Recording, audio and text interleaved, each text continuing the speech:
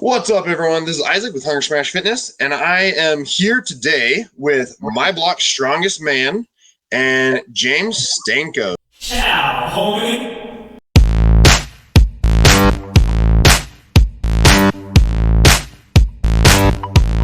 Welcome back to My Block's Strongest Man, where we bring strongman into the mainstream by discussing all of the latest strongman events in the greatest analytic detail that you'll find anywhere on YouTube. If you haven't done so yet, subscribe to this channel. Make sure to comment below whether you agree or disagree with my videos. I love the engagement, and I respond to every single comment. Now on to today's topic. So, my block, if you want to introduce yourself a little bit. And then, For anybody familiar with my channel, I am My Block's Strongest Man, and very happy to be here with Isaac from Hunger Smash Fitness doing our weekly show.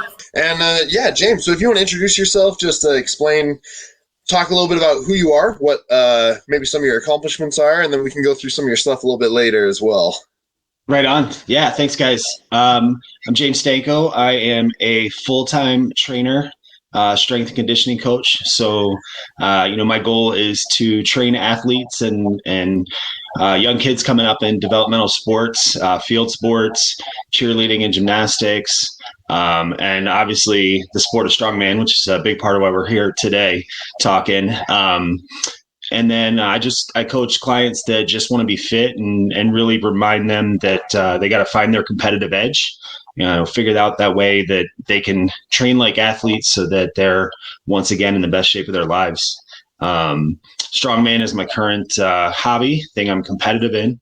I'm also the Illinois state chair for Strongman Corporation. So I help host and judge at a lot of competitions here in Illinois and surrounding. We host Strongman Saturdays. We trained all day today. So pretty much every day is all things training strongman and then chasing around 4 kids here at home. Awesome. That's a pretty broad range. And I just saw we have one more guest that just joined us, so let me pull him into the stream as well here.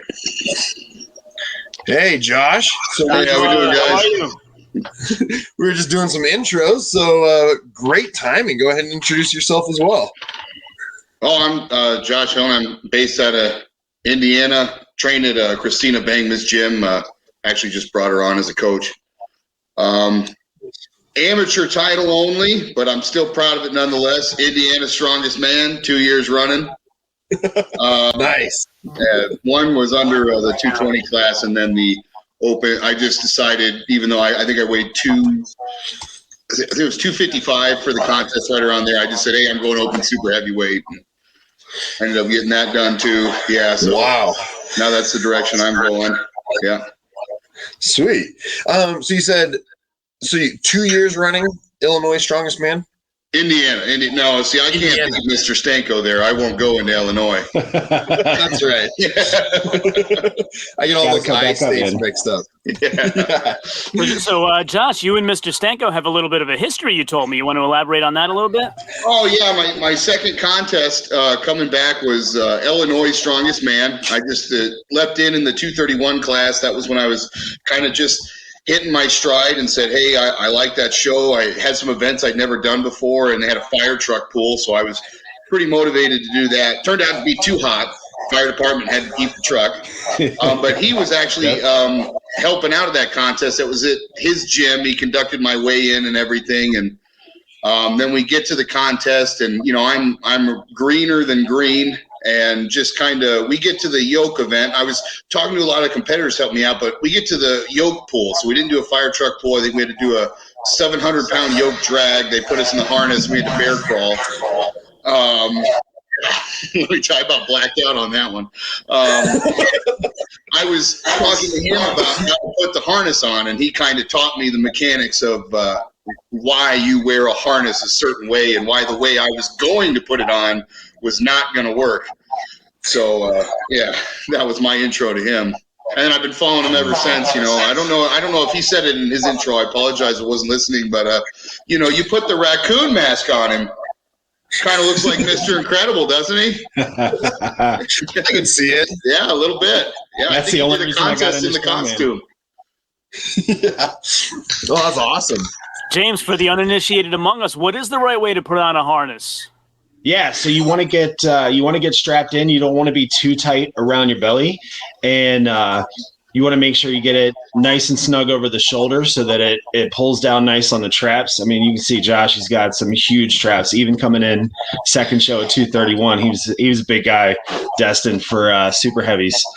But yeah, you want to make sure you got it strapped in all the right ways, and it's pulling down on you so that as you shoot forward, trying to pull whatever implement you are, that it's pulling a nice straight line down your body as you head down the course. Yeah. What's the I mean, while we're talking about truck pulls and stuff, what's the heaviest truck that you've done?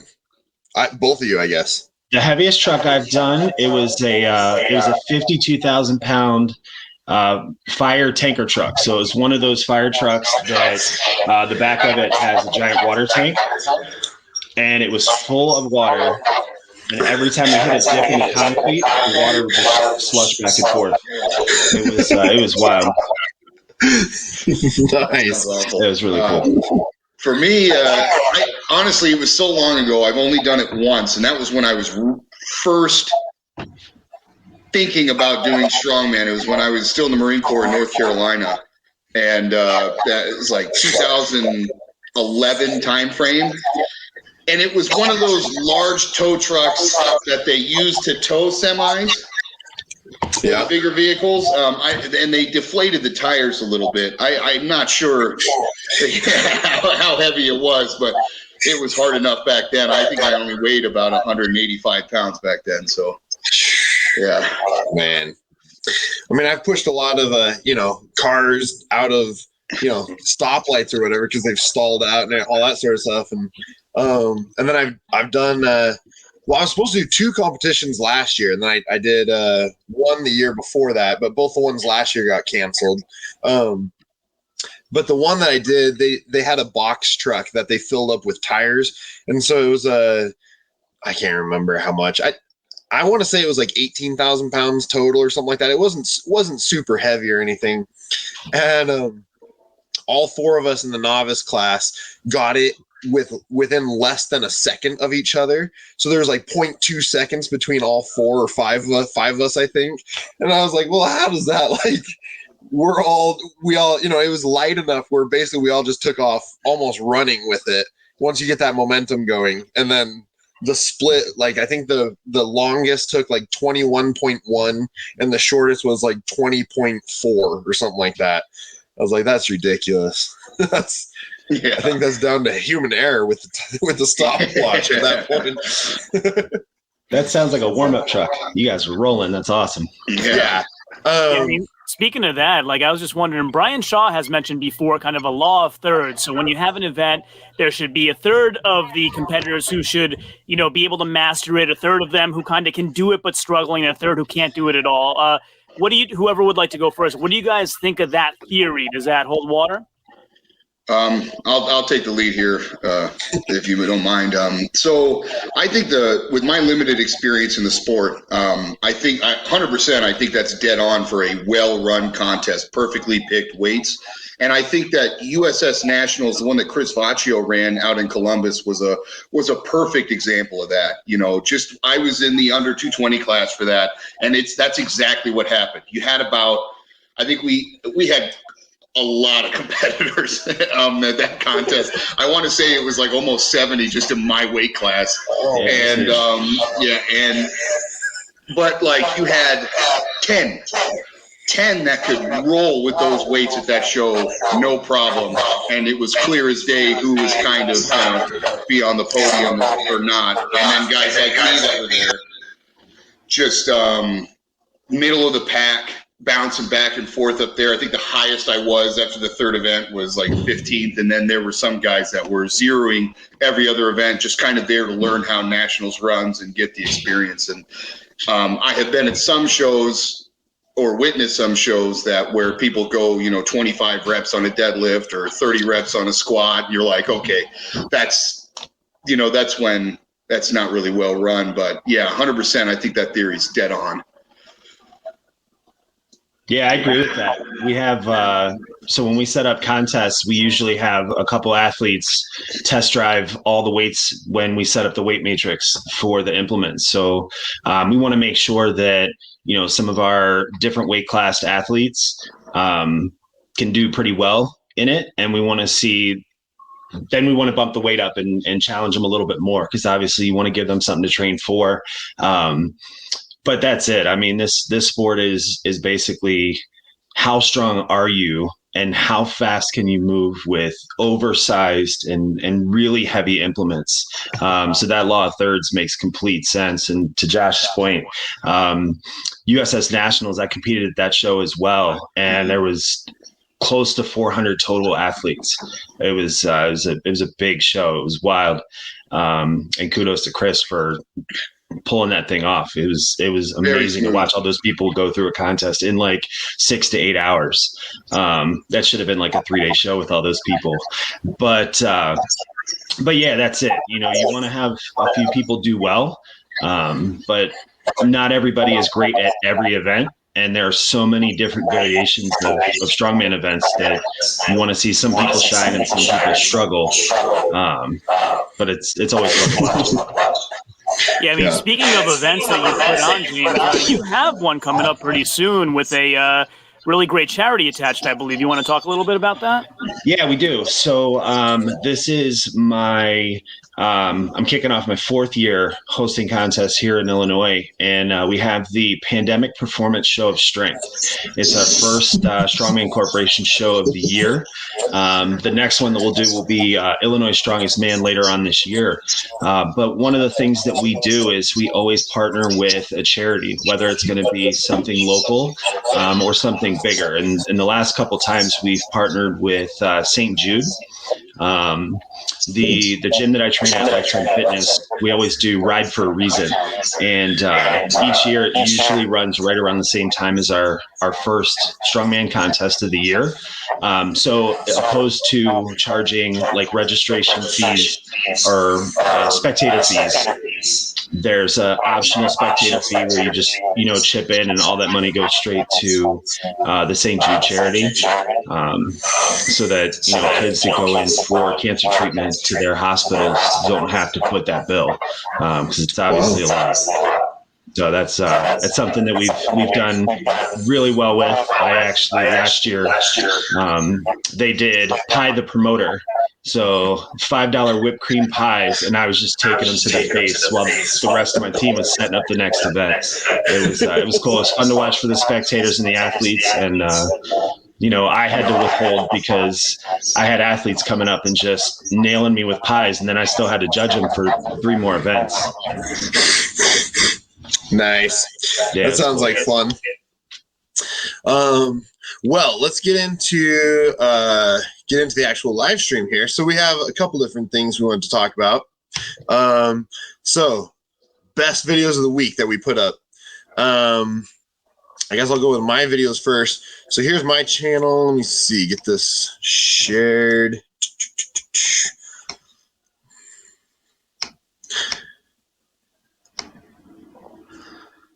There we go. All right. Can you see my screen? Yes, sir.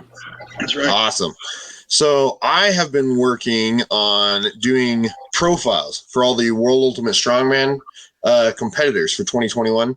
Apparently, JF Crone, everyone likes him. Most of the other ones haven't been getting a lot of views. Did some interviews a little bit ago. But yeah, so basically that's the main thing that I want to talk about was all the predictions and profiles for all the World Ultimate Strongman in Dubai here. And then anything in particular that you wanted to mention, John? Well, I mean, let's talk about yours for a while first, and then we can jump back to mine. So in the profiles you've done so far, did any of them have kind of any interesting tidbits that you didn't know about until you did the research? Not especially. I think most of these athletes are fairly well known. They've been in the game for a little bit and fairly well established. The one that I didn't know much about was Ramin Farajnahad. I don't know how to say his last name. The Iranian guy. He actually looks pretty solid. He was an interesting one to look up because I'd never seen much on him. Most of the other guys, though, I feel like, I feel like I was pretty sure of what they had before doing research on them. So what do you feel about this? This is Constantine's return, right? What do you feel about his chances? Yeah, he's looking good. But it's so interesting because he tore his tricep. Was that 2019 that he tore his tricep? And then he got COVID. And so it's one of those things where he's been down for a little bit, and this is one of his his first big shows in a while. So it'll be interesting to see. He's got to knock all the rust off, I guess. Yeah, what do you guys think of his chances? Who, Constantine? Yeah. Yeah, Constantine Janashia. Look, I am a big-time Janashia fan. He is my dark horse almost every year. The guy is just a big monster. And I think 2019 point spread ends a little bit differently if he doesn't tear his tricep there, because I think he would have had a faster time in the overhead. And I honestly think he's going to come out with some big swings, and WUS might even podium. Yeah. I think I predicted him placing a little bit lower, not quite to podium or anything, just because with injury and coming back, who knows? But at the same time, I mean, he could be hungry too, and he could be coming back with a vengeance. That's it. That's spot on.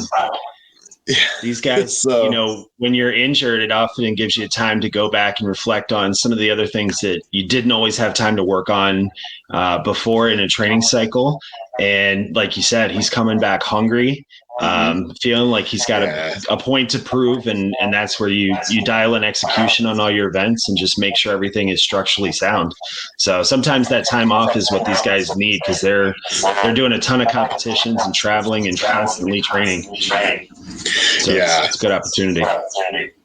Yeah, and I think that's a good point too, just with the mindset too. I mean, I know Brian Shaw, so they've talked about mindset before, and the mindset of the winner and all that. And I think that injury is really what kind of it can be that determining factor a lot of times as well, where it recenters you and refocuses you on what you actually won. Yeah, I think JF has a really good shot this year. Every year he just keeps getting better, and I don't know. He's interesting. But there's a couple guys that I feel like have a decent shot at winning it. It just depends on the events of the day too. That's it. Events of the day, health of the athletes, travel schedule. I mean, you look through that list, that profile list, all those guys are legit top guys, right? And you can make a case for each one of them. We could do a whole separate show just to go round table and kind of have some banter around why all these guys could win. Oh, I know. And I think I still have 5 more profiles I think that'll be released. So there's a couple more that are coming. But all these, I mean, once you get to this level too, it's like you said, they're all top level guys. They're all the best in the world. So yeah. Yeah, and to your point, I mean, one of the profiles I don't think you have up there, I believe Rob Kearney's planning to do that contest as well, right? Yeah, he's another guy coming off of an injury from a world record attempt at the log, which was definitely doable. You got a guy who's fast on moving events, strong presser, pretty good deadlifter. I mean, he's coming up. Yeah. I mean, one thing about Rob and Isaac, I don't know if you're able to mute your mic when we're speaking. I was getting a little bit of feedback, but I don't hear it now though, so I think you're good. One thing about Rob, when we brought up Constantine and his tricep, Rob had a tricep injury as well, and I saw him on social media talking about his comeback, and I was thinking, wow, he's back fast. Good for him that he was able to recover that quickly. Hopefully it's not too early, but I had done the math because when he first got hurt, he talked about 8-month recovery, and that put him at around June. So good for him if he's fully recovered already. That would be wonderful. Yeah. It'll be interesting. I think World Ultimate Strongman will be a really fun competition. Yeah, I didn't get a chance to check out the events yet, Isaac. Do they have yoke? No, there's not a yoke walk. It was there's the deathlift. Well, here actually, I can pull up my little cheat sheet right here too. So these are the ones I still have to release, and then Rob Kearney's at the very end. I didn't know about him, but yeah. So it's the axle deathlift, and then the mystery event, and then the jump, giant dumbbell for reps, carry and load, and then the 10-stone run. Yeah, if the mystery event is a yoke walk, Rob kicks truly, as we would say in Italy, on yoke. Yeah, it'll be fun. So, want to go to your channel, John, and then we can talk about your videos? And, yeah, you want me to share, or would you like to? Yeah, let me turn off the sharing for mine, and then I can let you share. All right. There we go. I know, this thing's kind of crazy sometimes. Yeah, it's a whole new world for me. Never done this. All right. You guys seeing that, right? Yep. Yes, sir. Yeah, so I release 4 times a week on my channel, so I've been doing mostly interviews recently, and so I had Albert Jonas Brand, really amazing amateur, and he had a great story. He actually moved from Indiana recently out to Minnesota, so he was working out with Christina Bangma, also, Josh, as you probably would know.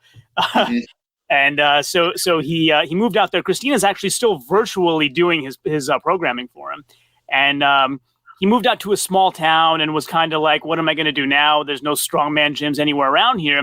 And he ran into like the one other guy in town who had strongman implements. And his name's Andrew. He runs Kratos strength equipment.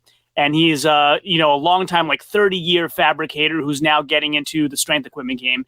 And he said, yeah, come on in. You can work out here. And they became friends. And you'll see them like posting together with each other a lot on IG. So that was a really interesting story, I thought.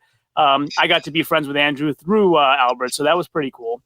Then we had, of course, the legend Travis Ortmeyer came out on my channel, and for those of you who have watched this part 1 that I've released so far, like super honest, like he just tells stories that no one else would dare tell in public. It's just so compelling, and definitely for all of you out there, keep a watch out for parts 4 through 5, or 2 through 5, sorry, because you'll see how he kind of took his life, which was in not a great direction, and turned it around really single-handedly. It's an incredible story. Then I had Wyatt Dawson, who has, become like one of my best friends in Strongman. He's just such a cool guy. He was doing a cross-country trip during our live stream last week and jumped on like from the car and stayed on with us forever on here. Josh, you were here as well in the comments, so you remember. And so, yeah, he and I have been like in contact throughout his whole trip. He's finally back home. He was sending me pictures of his home gym. So he's just the coolest guy. And I noticed his videos doing really well. So I said, hey, I didn't know you had like such influence. And he was like, yeah, my hometowns really support me well. So great for him, man. He is a record holder in the 300 and under weight class in the overhead Mauser press. So it was just so cool to speak with him and see how down to earth and humble he was. And then, of course, the living legend, maybe the strongest woman of all time, Donna Moore, came on my channel with me. And I did a 6 a.m. interview with her so it could be okay for her time. And I could still work my full day at my day job after that. And part 1 released today. So definitely go check that out. That's in the upper left quadrant there. So any of those that you guys want to talk about, we can do that. Well, Travis Ortmeyer, for sure, everyone knows him. And I remember that was when, Poundstone, Pujanowski, Ortmeyer, all of them, when they were really big on the scene, that was when I was really starting to like, hey, this is a really cool sport. I think that's when the sport in the U.S. kind of first exploded. You got these really charismatic American athletes. And in my opinion, he was the most charismatic out of the bunch. Heartbroken in 2009, I think it was, World's Strongest Man, breaks his ankle, sprains it, did something, but I think he'd have won it. I think that was his show. And then boom, bad ankle and goes out. And I've seen some of his interviews before, and I really like that he's open and honest. The guy has been through, he's been to hell and back. And he likes to make sure he shares that message to say, hey, if you're out there experiencing that, there's a way out. Yeah, he basically said, if we keep hiding our secrets, then we're never going to grow. And I think he's just trying to help people, which is really great. And the other thing, if you watch the interviews that I did with him, the other thing I asked him was, so he's competed in World's Strongest Man for Tissimus, the Arnolds, IFSA. And I asked him, what do you think about the World's Strongest Man IFSA split? Did the best go against the best? And he had some really interesting thoughts there too. So definitely check that out. Oh, great. Yeah. Yeah, I did an interview with him a couple weeks ago, and I have to say he was one of my favorite guys to interview, because you ask him one question and he can tell amazing stories for the next 15 minutes straight, and you don't need, there's some people where it's like, you might get a minute or two out of them, then you need to keep asking the next question. And with Travis, it's like, nope, you can start him off and just point him in the direction and he'll go. And yeah, like you said, John, like they're really spellbinding stories. You're like, wow, I am hooked. Keep going. Like he's got some amazing stuff to say. And then, like you said as well, he's been down. He's been down. He went down a long ways, and his comeback from that, when you hear him talk about it, is pretty amazing as well. Yeah, I called him the world's strongest philosopher on my thumbnail there, and that's not clickbait. That's true. That's all true. And in fact, I saw Isaac interview him, and I was really interested for obvious reasons. And I said to Isaac, I don't know if he has any stories left. Like, he told you so much great stuff, and he had so many stories left. It was unbelievable. Yeah, that's awesome. I first met Travis actually back in, I think, 2007 in Columbus. I was down there for the Arnold, and just there's a spectator, and I had a friend that competed in bodybuilding, so I was helping him prep and do all his show stuff. But Travis was down at the bar before the contest, so he wasn't getting after it or anything like that, but he was literally down there in the DoubleTree Hotel at the bar, and everybody's just talking, and the guy is larger than life. Like, I'm 6'2" and 280 right now, and Travis is a giant man, and he's just standing there talking, telling stories, and literally he's one of those guys where at the Arnold you get starstruck all the time, but he's just there just casually just talking with anybody that kind of gets into that circle. So it's really neat when you see these giant, unapproachable looking men and women, and then you start talking to them, and it's like you become part of this little inner circle. It's neat. But he's definitely one of the guys that does that.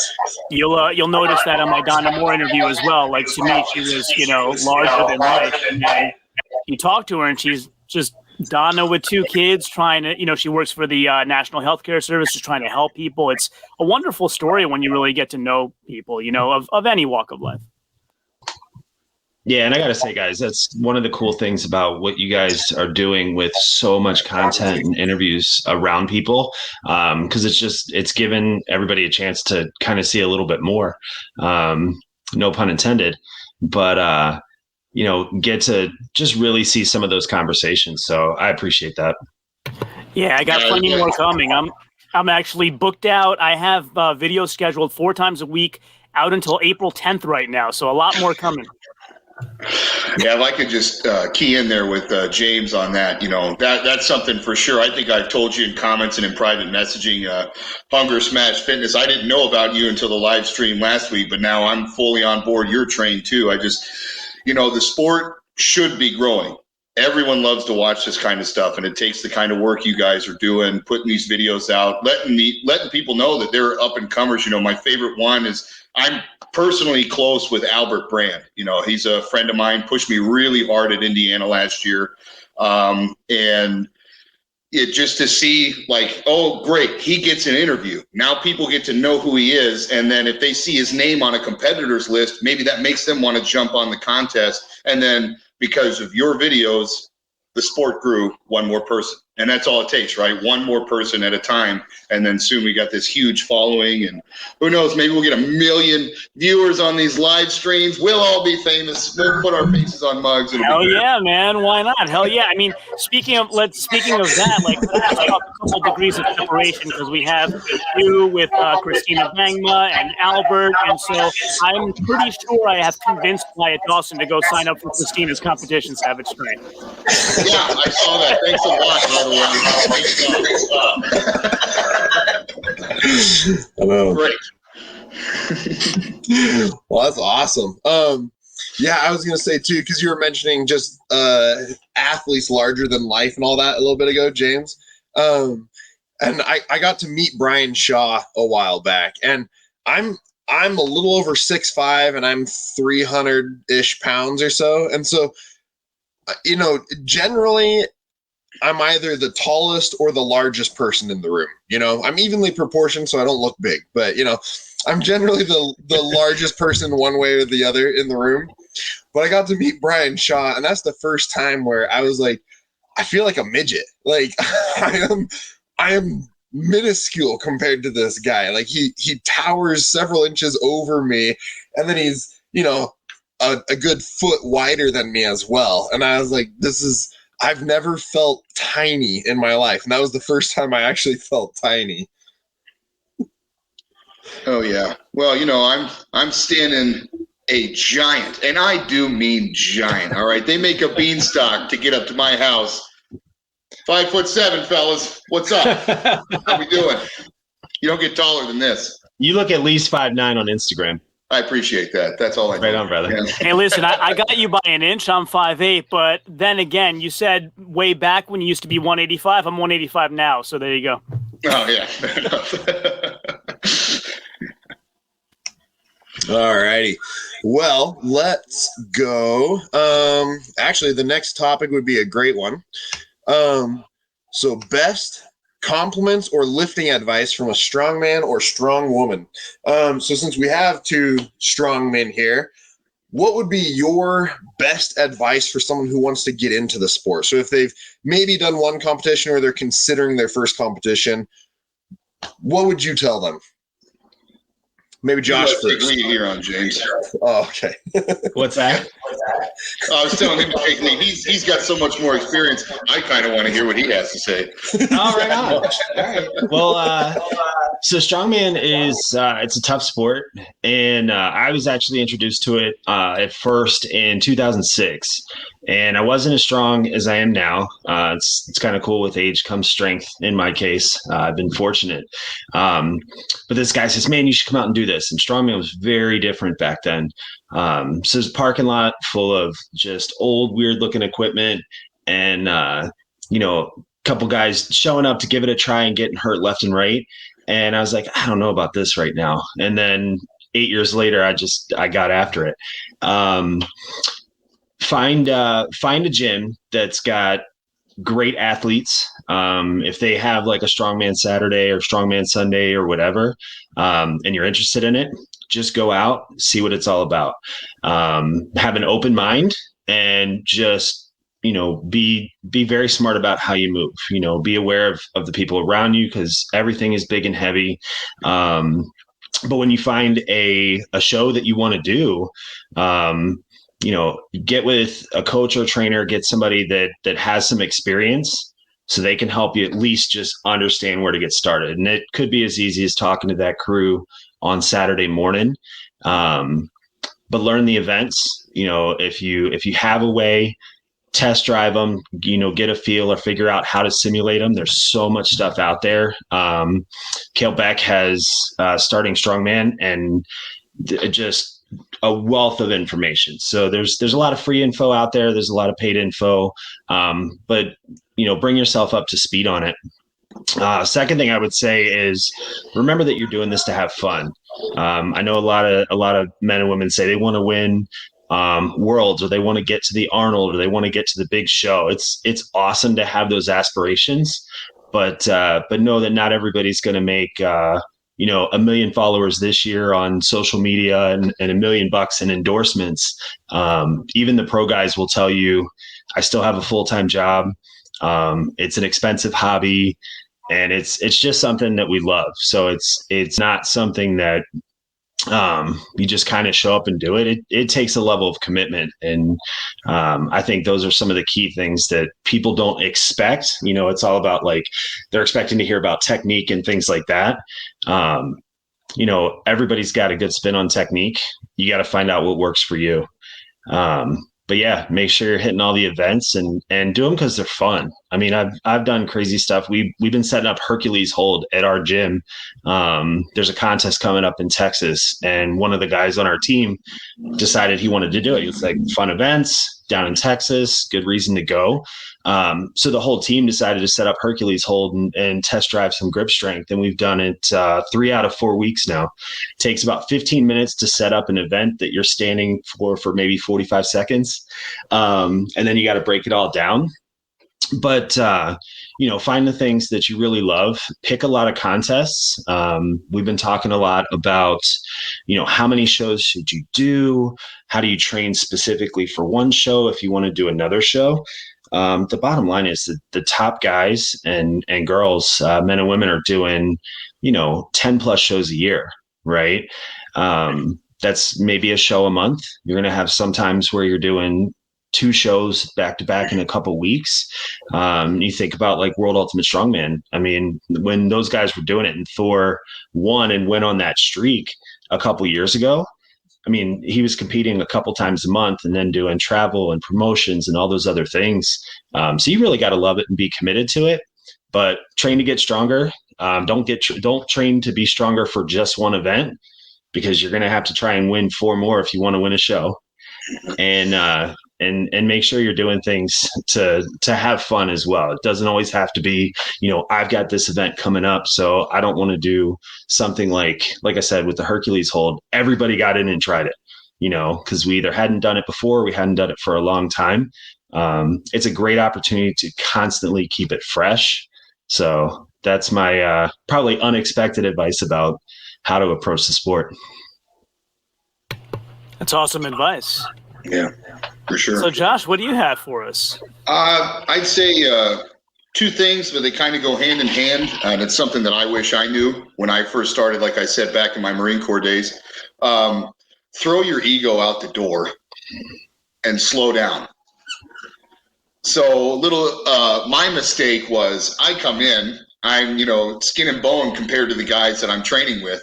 And I'm just thinking that I just, I'm off the hype train, Poundstone, watching all my, all these big guys. I'm like, that's me. That's me in 3 years. Like, that's what I said in my head. And so I started pushing numbers, trying to get there. And it was a bad way to go about it. I was a really angry guy. And that kind of attitude, there's just no room for it. So if you can just come into the sport, realize that we're all here. And that's my favorite. It's my number one thing about this sport on any level, it seems, even on the interviews for the pros, as long as they're being honest. It looks like everyone's just there having a real good time. Everybody just wants to see everybody pick up something really heavy. We like strength. Let's watch it happen. So if you could just toss your ego aside and come in, humble yourself, and just grow properly, that would be the number one thing that I would tell everybody. And the number 2 to, kind of roll right in on that is to slow down. If you're not going to come into the gym and walk in, your max deadlift is 225. You're not going to have a 700-pound deadlift by the end of the year. It's not going to happen. And if you try, you're probably going to get hurt. So take it easy. Throw the ego out the door. It's like I tell my clients, I've got a couple clients that, when they start prepping for a show, they want to win every event. They've got to sweep the show. And I tell them, take your cape off. We're all human. You're not Superman. So take the cape off, slow down. Let's make these gains. And the biggest thing you can do, and what coincides with slow down and throwing the ego out the door, is just beat who you were your last training session. Beat who you were your last meal. Beat who you were your last show. Beat who you used to be. You're only competing against yourself. And if you can beat yourself every time you do something, eventually you will be number 1. Hey, Josh, I see you looking at me. My deadlift is not 225. It's 315. Thank you very much. Sorry. You need to call you. That's interesting because when I talked to Bobby Thompson and Travis Ortmeyer, both of them basically said the same thing, where don't sweep every event, train everything, get decent at everything, and it's more about consistently placing, second to fourth, somewhere in that range, where you don't have to win every event, but consistently place high enough so that hopefully at the end you have enough points racked up to win. And I was going to say too, like, I think something else I'd add too is don't be afraid to try anything. I know talking to a lot of people that talk about it, that they're interested in doing something, but they're like, oh, probably not. Like, I've never done that before, so maybe I won't do that, or blah blah. It's like, well, just find somewhere to train it, and if the competition has something, if you don't like axle, but the nearest competition in 2 months has an axle lift, whatever, go for it. Train it a little bit, and it doesn't hurt anything to expose yourself to that, because Strongman has 40, 50 different total events possibilities, and there's possibility probably beyond that too. So I'd say too, just like, don't be afraid to just try other stuff as well. Well, yeah, to kind of play off that there is. Oh, sorry. Go ahead. Oh, sorry. I was going to say I've gotten that a lot from people I've interviewed. They say don't be afraid to zero events, but go ahead. Yeah, I was gonna say when I first restarted moving back into Indiana, actually Chicago's Strongest Man, I was training out of an Anytime Fitness the size of a cubicle, like. It's all I had. So, and they had a Smith machine. So I was trying to get everything done in there. So and that's a really good advice. Is like, hey, it's not always going to be perfect. And you'll hear pro strongmans in what James said, back in 2006, competing with rusty pipes in a parking lot. Shows are still like that now. No equipment is the same unless everyone's buying the same brand. So you're not going to be able to completely dial in, but you still have to show up and show how strong you are. Yeah, absolutely. I mean, I just did the Mammoth strength show down in Kentucky, and we were on a dirt field in an equestrian arena, which it was kind of cool and kind of weird all in itself, because you don't know how to train for the surface, because the surface is not the same from the time that the lightweight women go until the heavyweight and the pro men. I mean, it was completely different by the time we got to it. And we had a natural stone carry as part of a carry medley. It was, no one knew how to do it. I mean, we were all the heavyweights are there, and we were literally trying to coach each other through how to pick it up. Right. We all got our own strategy and the few things, the nuggets that we want to keep to ourselves with it. But we had a 320 natural stone. How do you train for that? Because the natural stone you have out in your gym, right, out back or whatever in the parking lot, is going to be completely different than the one you pick up down in a different state in a different place. So yeah, I mean, to Josh's point, the bottom line is you got to get stronger, right? You have to get in the gym. You have to train to get stronger on your fundamental lifts, make sure you're structurally sound and have a good plan with how you're going to approach going from 225 to 700. Yeah, and then Isaac and I did the after show for Mammoth, and you and I, James, one day can do an interview all about Mammoth, which, Josh and I can as well, but I think he and I will focus on Savage Strength. But I've interviewed quite a few people about Mammoth who had that situation with the dirt floor. And actually, if you watch Bobby Thompson, for example, do that stone medley, he took one lap back with no stone so he could get the one that he wanted, which was really interesting. Yeah, that was a really cool strategy, actually. So normally you have like a very specific order. You have to put this stone on the platform before you can pick up the next one. And they kind of gave us the option to decide what order we wanted to go in. But it was basically 2 of the implements were at one end, 2 are at the other. So if you wanted to get that stone because you want it in that order, you might have to run back to get it. So there was definitely a lot more strategy to it. It was really cool. Yeah, I mean, really cool approach. One thing you reminded me with in talking about that dirt floor, and Isaac, this goes to your question also about best strongman quote, so I have one for you. I interviewed the Brownsville Brute, Jamie Wilson, and we were talking about Mauser block pressing, and he was talking about how the unevenness of the floor kind of threw him off. And then toward the end of our interview, I said, hey, you know, if you had any advice for somebody like me who's never pressed a Mauser before, I wanted to learn how to do it, what would your advice be? And so here's his quote. My advice is, don't listen to me. Go to Steve Schmidt. Go to the man. So I did. I interviewed Steve Schmidt on Monday and asked him the same thing. And he said, basically, if you can't get your hands on a Mauser, get a natural stone and practice overhead pressing with that. Yep. Yeah, there's all kinds of different ways to approach it. And that's really funny that you said that, because I was trying to get better at cleaning and getting the Mauser block into the rack position. And I actually watched Justin Kielhofer, Marcus Crowder, and Steve Schmitz, all their online videos of their gym training and their event training, how they were cleaning the block. And it was actually able to make my technique, which is already pretty good. I mean, I was able to clean and press the weight easily, but I made it that much faster, so it made it easier when it got to the event. But yeah, I mean, watch the men and women that are doing it well, see what they're doing, pick up on those little tips and tricks, and reach out. I mean, I reached out to a couple of those guys and said, hey, I saw this, looked really good, and they respond back. I mean, you know, if you reach out to people, they'll help you with a free little nugget of advice often. Yeah, I mean, speaking of, did you train it with a grip shirt or without? I actually trained with both. So we were able to compete with the grip shirt, so I trained with the grip shirt.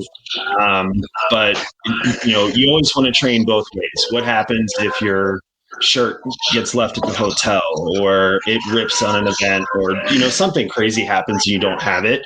I was able to compete with it, so I did practice with it, but I also practiced without, just to make sure I could do it no matter what. Cool. Yeah, because I got Jamie's take on it and Steve's take on it, which were different. So now I have a third perspective. Thank you, sir. Yeah.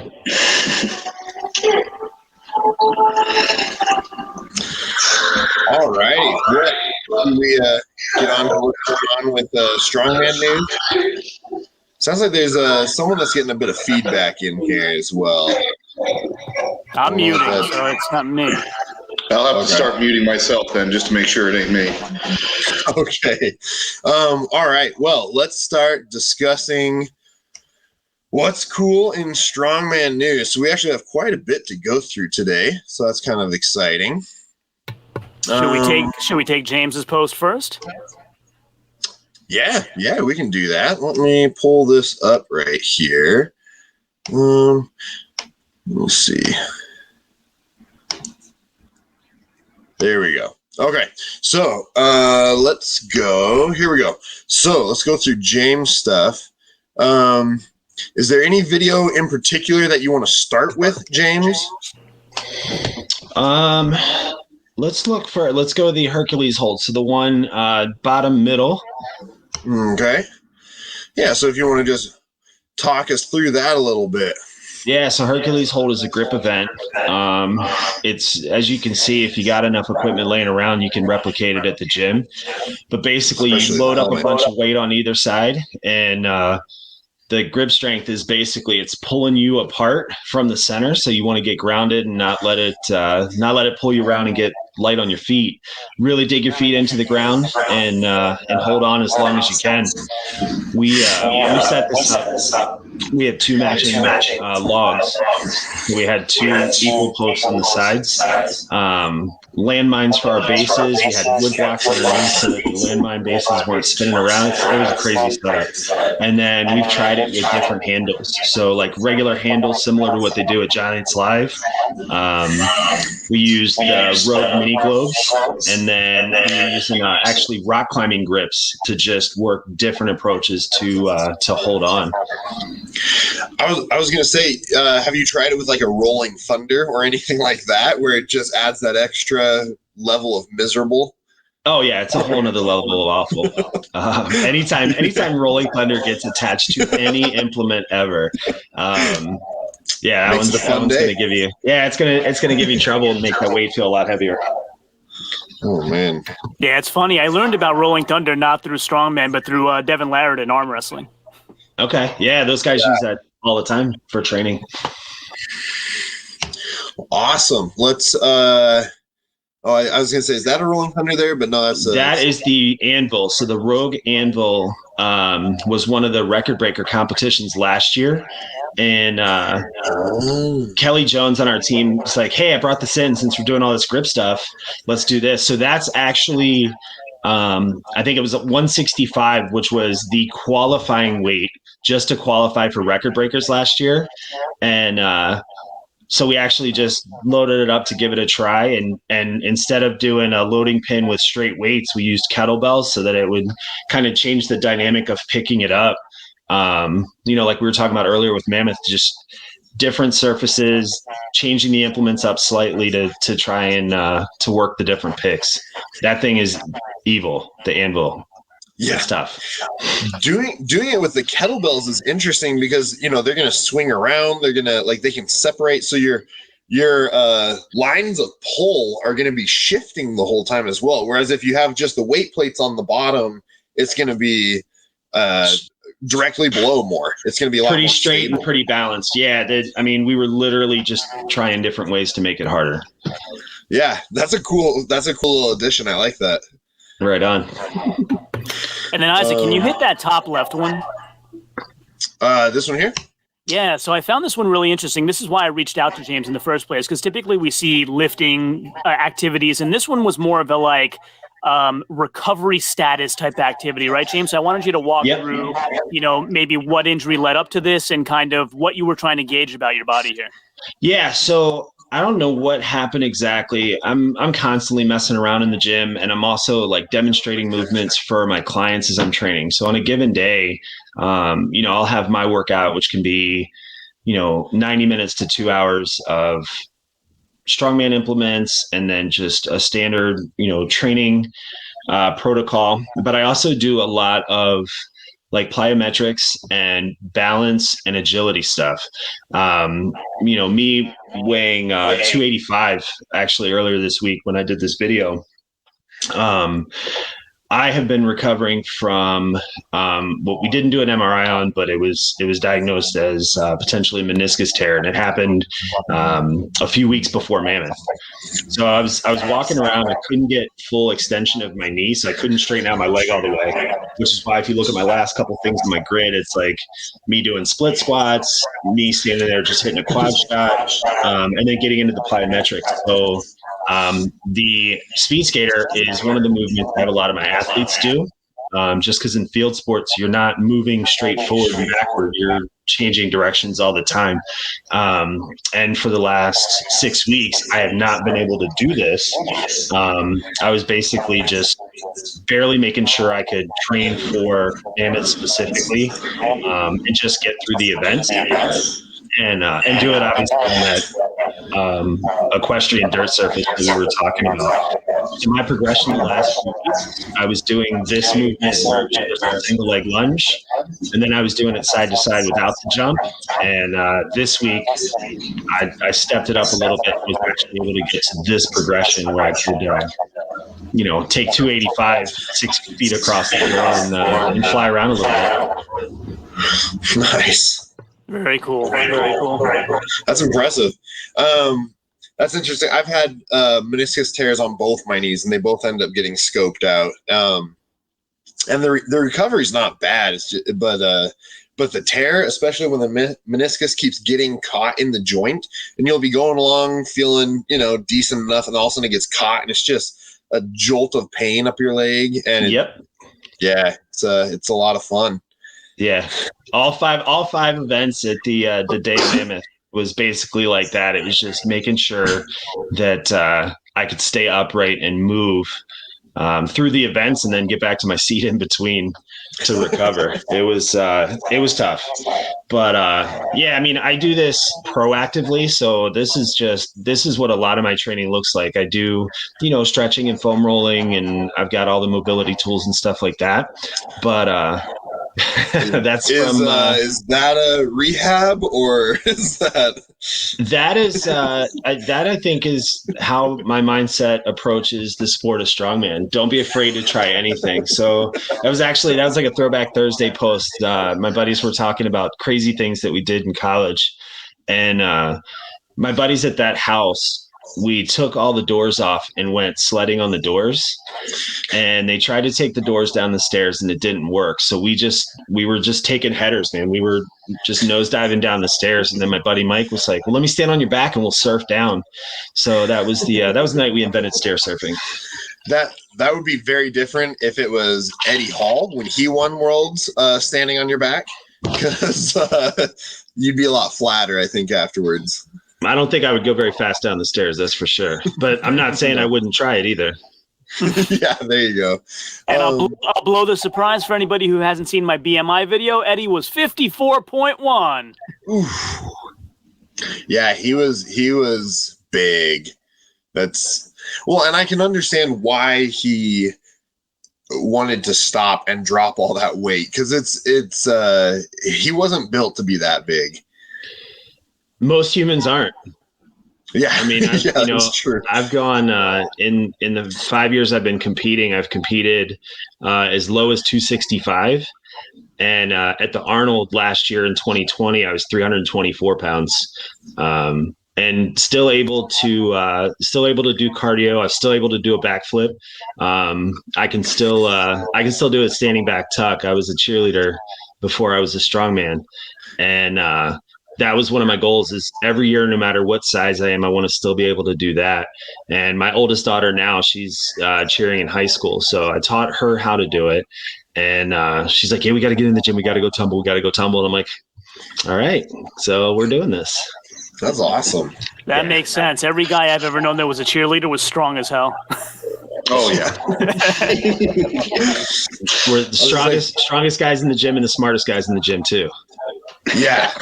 No doubt, man. No doubt.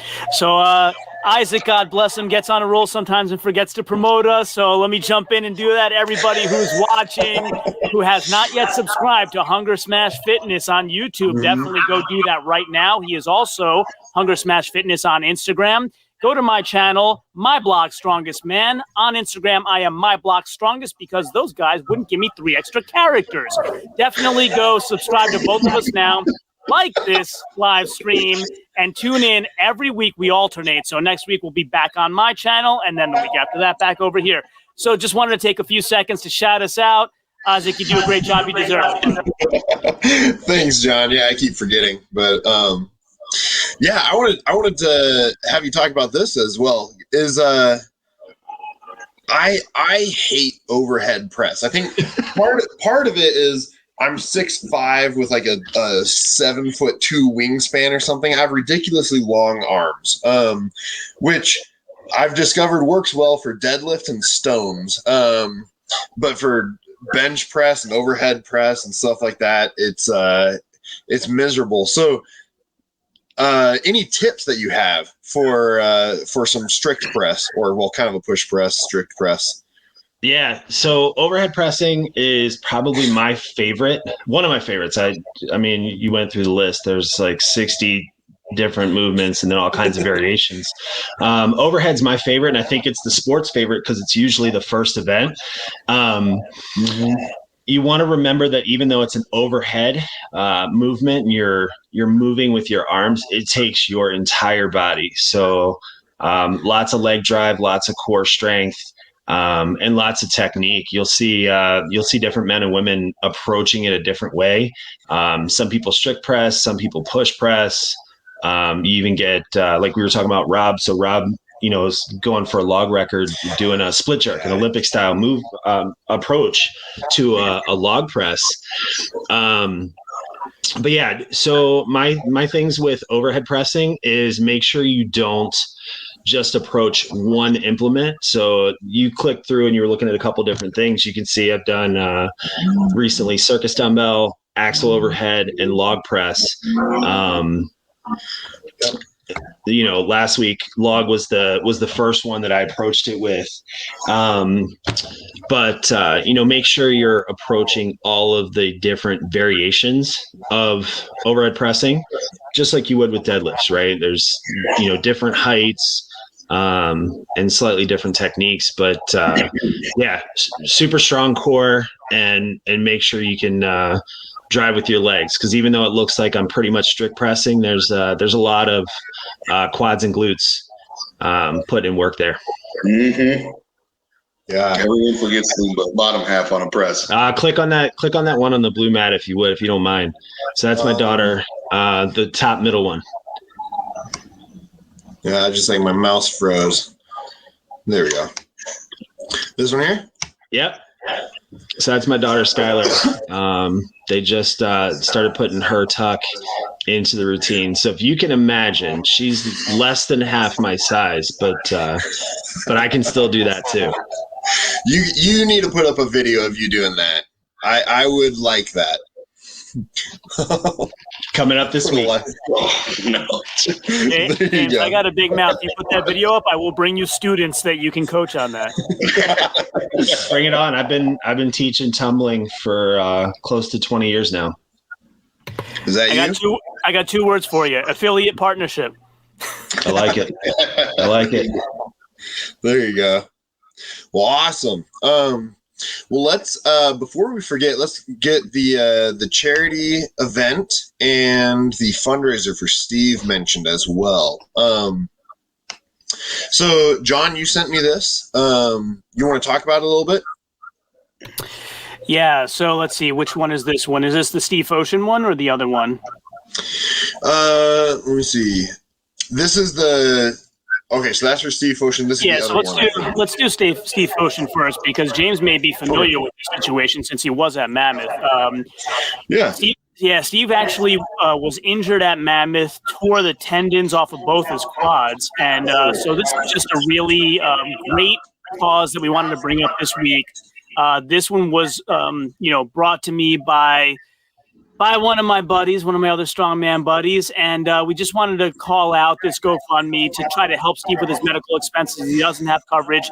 Beyond Masters is actually organizing this, so for all of you that are able, I think it would be a wonderful thing to kind of help out Steve with these injuries after he's been, such a big pillar in the Colorado lifting community for so long. So thank you to Anthony San Lorenzo, known as Muscles Marinara on IG, for bringing this to our attention.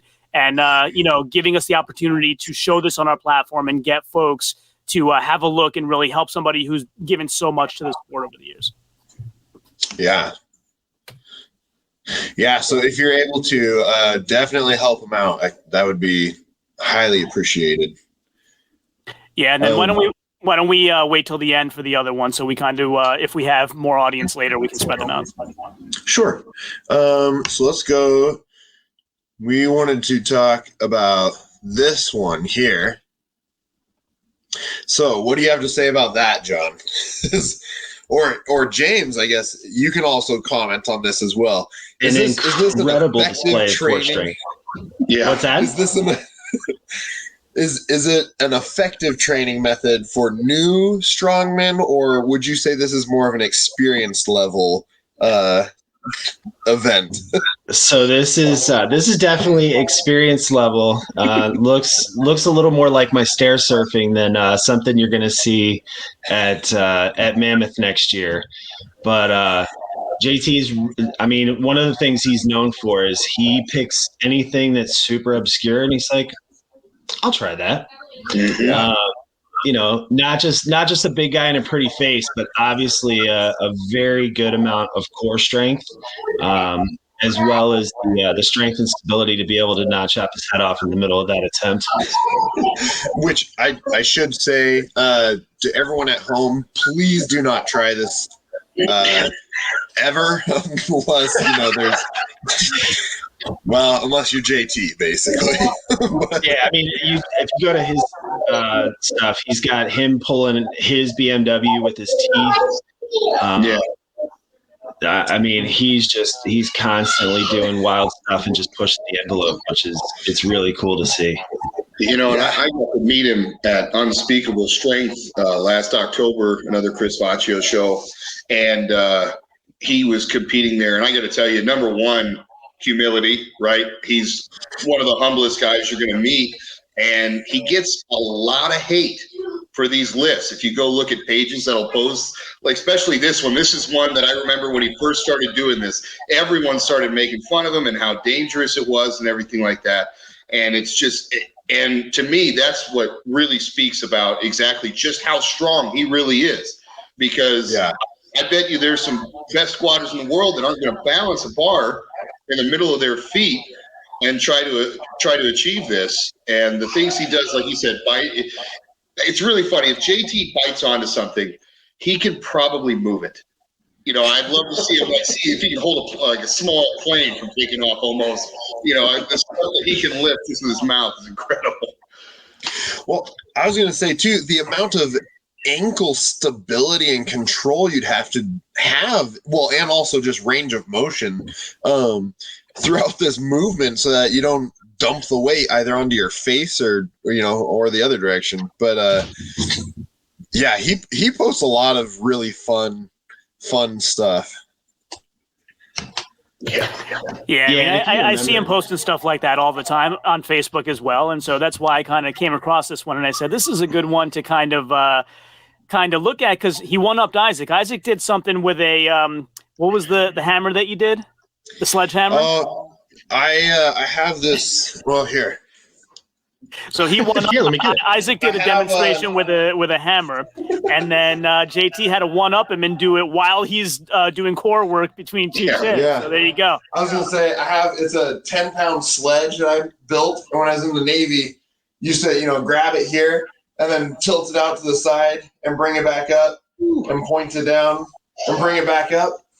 And I used to bet people $1 that they could do that, and never found anyone that was able to do that. So. Then he did. But yeah, that's forearm control basically. Yeah. And I mean that's the evolution of the sport and how it started. I mean, it was oversized men and women performing feats of strength that people were like, no way that's possible. I'll pay to see that. Yeah. Right. Yeah, exactly. That's basically JT's social media presence is just, can it be done? Yeah, we'll find out. Let's find out on Saturday. Come over to the house. He's going to take that hammer and he's going to turn it with his forearm while he's standing on a medicine ball on top of a car while he shoves his snaps in his other hand. That's what JT does. The guy is outrageous. Yeah. Oh, he's a beast. I mean, I love watching. Like, I love seeing. What is he going to post this time? And like John said too, like he'll. In a lot of the strongman groups and stuff on Facebook, he'll post stuff, and right away you'll see a ton of people, don't ever do that, don't ever, blah, blah, blah. And it's like, well, he's still here. He's still here. He's still doing it. He's doing all these. Yeah. He's a crazy guy. Oh, here we go. I didn't watch this one. Yeah. Slater log teeth lift. Yeah. My God. I always say anything is possible. You just got to believe in it a little bit. And I mean, he is clearly walking, living, breathing proof that you can literally try anything and survive. Yeah, exactly. Well, let's go to Mike Dunn. Was it this one, John?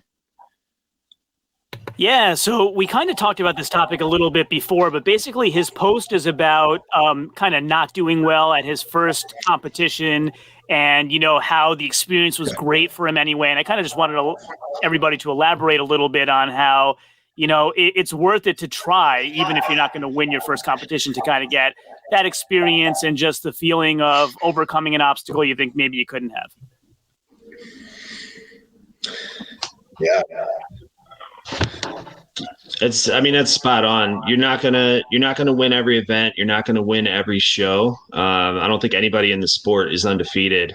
outside from a man or woman who walked up one at once and was like, all right, I'm good. But it's testing yourself to see what you're capable of. And Josh said it earlier. You got to go out there and beat number one, and that's you. If you walk away from a contest and you've done better than you've done in the past, or, you were able to make it out, do a couple events, maybe do well at one or two and get through the rest, then you find that as success. And, if you look at all the people in the background of that picture, everybody's watching, everybody's rooting for you. You're rooting for your competition. You want to see them do well.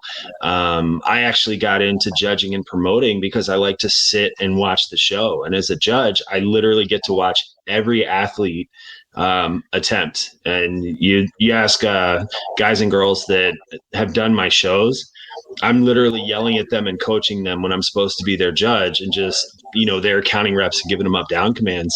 But that kind of speaks to his experience. Maybe he didn't perform as well as he had hoped to, or as well as he did in training. But if you have a good time doing it, you're gonna make out with some sort of win every time. Yeah, I think at the competition I went to, Grant Higa was the one, or Grant Higa, I think. He was the one that was reffing it and everything, and he was awesome because after almost every event, he'd pull people aside and he'd be like, "Hey, maybe try changing this next time," and he'd have like pointers and stuff for them. Almost every single event, he'd be pulling people aside and be like, "Hey, next time maybe do this a little differently," or during the competition. He'd be shouting pointers, like if they were doing tire flips or whatever else, he'd be giving pointers to them throughout. And it was kind of cool because, like, he'd still give them, a no rep or whatever if it was a bad rep. But if he could see that, they were struggling and everything else. And that was what hooked me on Strongman too, was like going there and everybody was cheering and screaming for everyone else. And it was kind of funny because we had just had our oldest boy. So he's like 5-6 months old, something like that.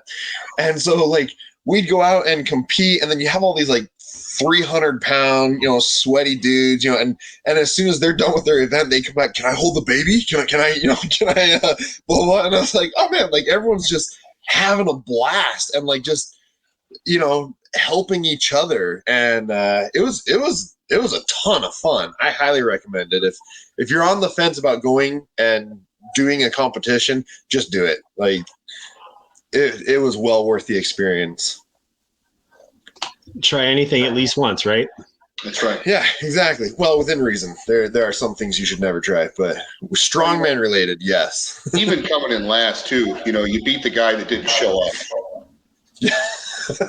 That's true. That's a good point. I was too scared to lose. That's actually a great way to think about it too, because I know a ton of people in the gym that talk a lot, but they've never been to a competition. They've never actually put it on the line and said, how well will I actually go? But yeah. Man, I love food posts, by the way. So yeah, I got a few myself. Cooking. Yeah. Yeah, exactly. Food, beer, and strongman. I like it. That's right. Yeah, that's a little bit of family post sprinkled in between. Yeah, and a dog. You got to have a dog in there too. All right, well, let's go to Jessica. Let's see. Was it this one that you wanted to do, John? I think I saw him post about that. The top right one. Okay.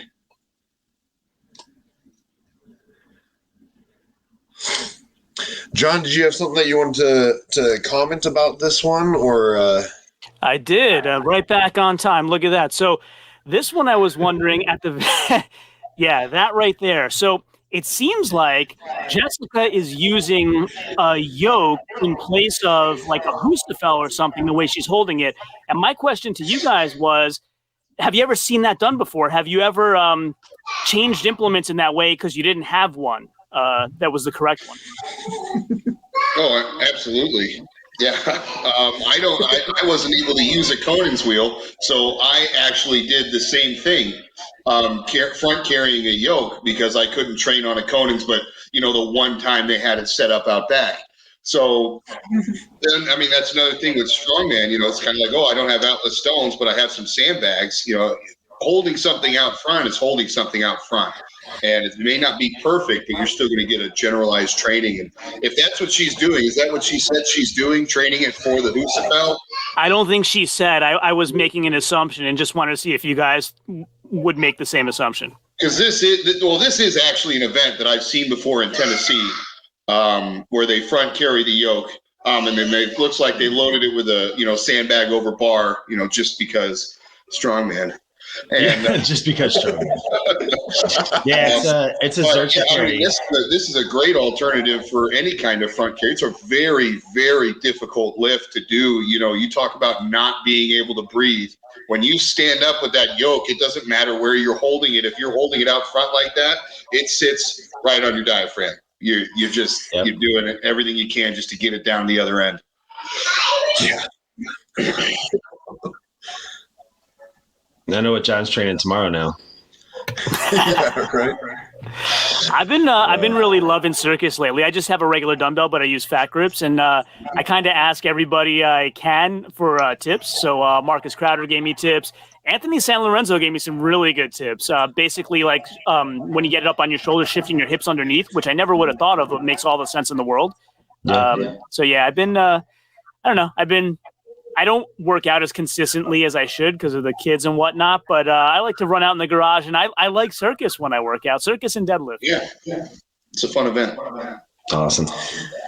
I wanted to ask about this because James, did you guys do the truck pull at Mammoth? I can't remember. No, there actually wasn't a truck pull. They were going to do it for the pros. Just the pros. And that truck was really heavy and was not moving in the dirt. So they pulled that event. Yeah, so here's a little more about what happened there. I think, Isaac, you talked to Bobby about it, and then I talked to Marcus about it. So Stan Carradine actually attempted it, and the air brakes failed, so he was pulling against brakes that were not off. And then I think Bobby kind of initiated the like, hey guys, what do we think about actually going through with this? And they all agreed that they were okay with the standings the way they were. Yep. Yeah. If you go and watch my interview with Bobby, he actually had a good probably 8 minutes where he talked / ranted a little bit about it. He had a lot to say about that event, but I thought it was interesting because so many people that I talked to talk about how arm over arm or whatever is an arm workout, and I thought this was a great look at how she's using her arm, she's using her grip to hang on to the rope and everything, but she's primarily using her back and her hips. That's an arm over arm is a total body move right there, and it's a ton of leg drive. Yeah, because you see she scoots up and then backs up. Yeah, you're hoping that you don't have deadlifts after this event for sure. That would be brutal. Super heavyweight, with how small I am, is I can really get my butt up to that platform and then just fly backwards. Those bigger guys, they have to just kind of lean forward because it's all they got. Yeah, and for anybody trying this for the first time, let's be clear. Jessica is a beast. Start off with something lighter. Yeah. Yeah, she knows what she's doing. So yeah, I actually talked to Corey Butler about that because she had an arm over arm truck pull at America's Strongest Woman. And I was talking to her about the difference between a harnessed truck pull versus an arm over arm. And she really likes arm over arm because it gave her the ability to use her leg drive like against the platform. So it is heavily a leg drive event for anybody that didn't think so. Absolutely. Yeah.